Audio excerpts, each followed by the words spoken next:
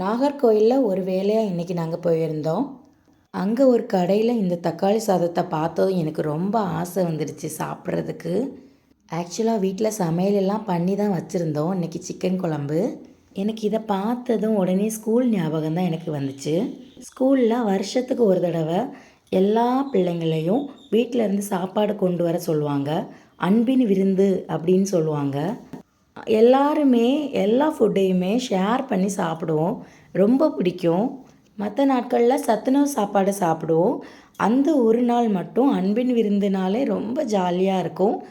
Mostly எல்லோரும் கொண்டுட்டு வர்றது தக்காளி சாதம், எக்கு, தேங்காய் துவையல்.